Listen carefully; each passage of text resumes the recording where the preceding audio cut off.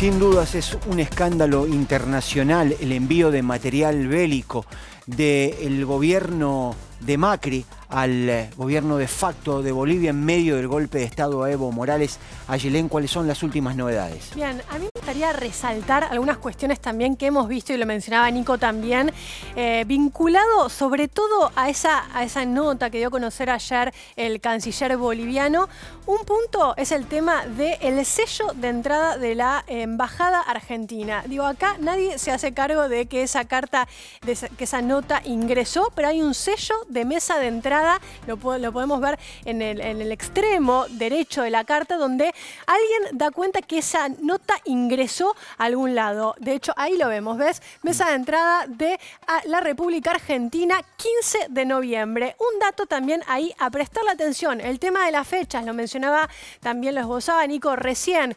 Vemos la fecha del 13 de noviembre, Evo Morales renuncia por la fuerza el 10 de noviembre, el 12 de noviembre, un día antes, asume Yanine Áñez como presidenta del Senado ante la renuncia de Adriana Salvatierra, y por eso queda en el cargo de presidenta interina, y es por eso que estamos hablando de un momento de fuerte vacío de poder y de, digamos, estos manejos que se dieron en tan solo 24, 48 horas, que cambiaron la dinámica política boliviana. Y otro de los puntos a tener en cuenta vinculado a las fechas es que a tan solo unos días, el 15 de noviembre, tuvimos la masacre de Sacaba, y el 19 de noviembre del 2019, me refiero, la masacre de Sencata en El Alto, definido como masacre por la CIDH. Recordemos que la CIDH llevó a funcionarios para que investiguen, tomen testimonio a las familiares de las víctimas, y lo definió de esta manera por el asesinato de estas personas que se estaban manifestando y que fueron víctimas de la represión policial. Otro de los datitos es el tema, por supuesto, de la firma. Y ahí nos metemos adentro de la política boliviana, que es algo que también mencionó el canciller boliviano ayer, que es la firma de Jorge Gonzalo III Lara, ex comandante, y que de alguna manera, Alfredo, empieza, ahí lo tenemos, la firma, empieza a aparecer, bueno, ¿quién? Digo, no fue la firma de Áñez, no fue la firma, por supuesto, del gobierno anterior, sino que estaba la firma de Jorge Gonzalo III Lara. Ahí lo tenemos, excomandante de la Fuerza Aérea Boliviana, detenido hace tan solo unos días por presunta implicación en el golpe de Estado en Bolivia. Recordemos que hay una causa que lleva este nombre, acusado por los delitos de terrorismo, sedición y organización criminal. Había prestado testimonio en la Fiscalía Boliviana hace tan solo unos días, y eso había generado también mucha conmoción dentro de la política boliviana. Y esta persona es la que tenía mayor peso político, digamos, era el brazo ejecutivo de una figura política clave en esos días que terminaron con el gobierno de Evo Morales. ¿Quién es? Bueno, vamos a la siguiente placa. En este caso, Jorge Tuto Quiroga. Jorge Tuto Quiroga fue vicepresidente de Hugo Banzer Suárez. Recordemos que Banzer fue un presidente, primero fue un dictador que gobernó bajo la, digamos, dictadura militar en ese momento. Después llega la década del 90 por las urnas.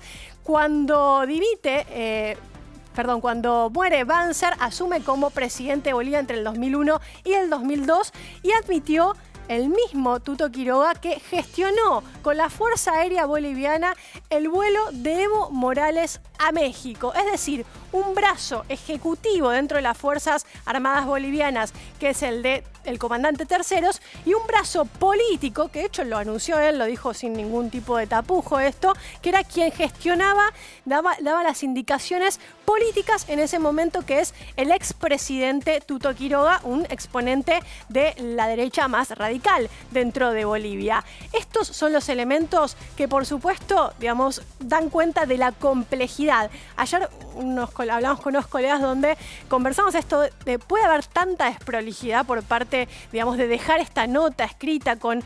Bueno, claramente sí, digo, los manejos que vimos en esos días de golpe de Estado en Bolivia fueron de una hasta desprolijidad, uno podría decir. No hubo mucho cuidado en no dejar pruebas de todo esto. Y esto me parece que no estamos ni a un año de la asunción de Arce en Bolivia.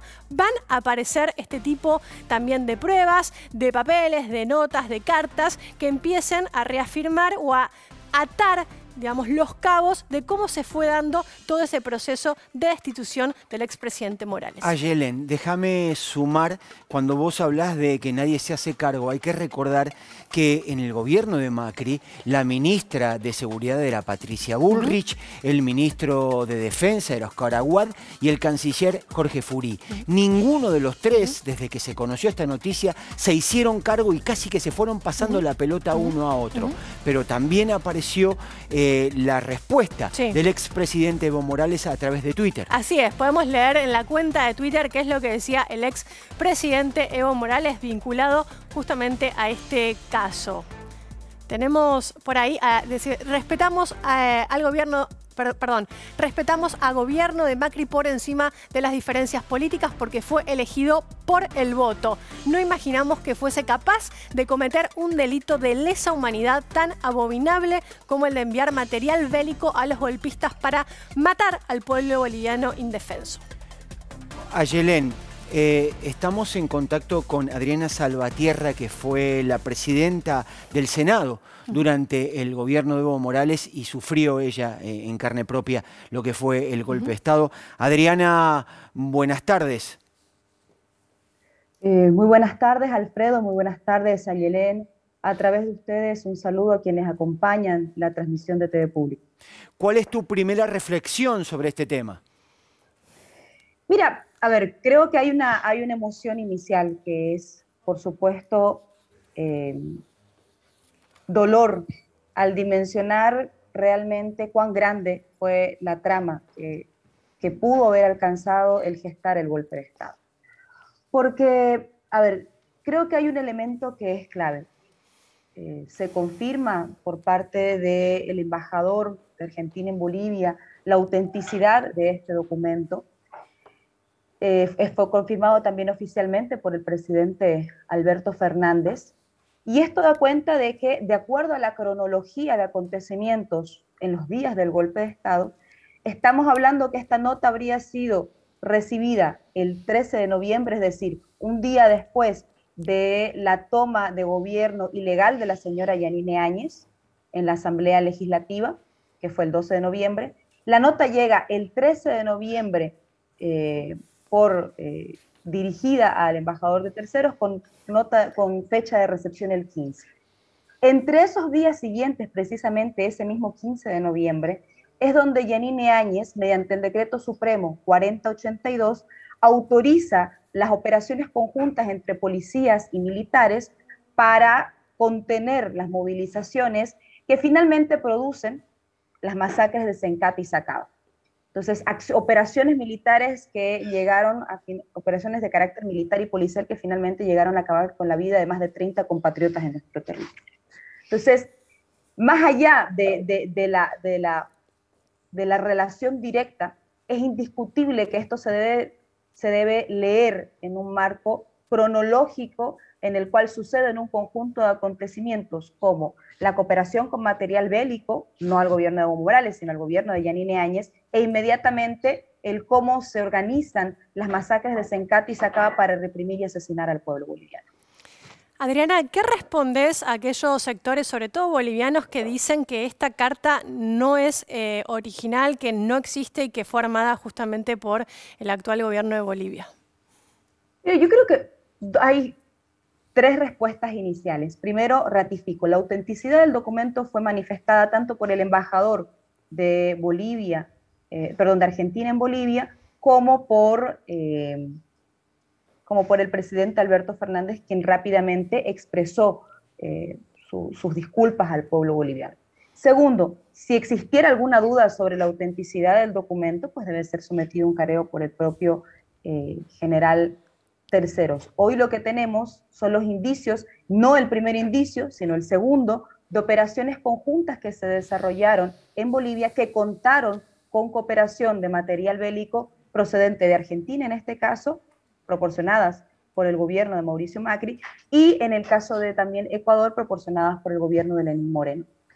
Para mí, creo que es importante no mantener esta lectura aislada de otros elementos que también son necesarios, como por ejemplo, una denuncia que hace mucho tiempo circuló que no tuvo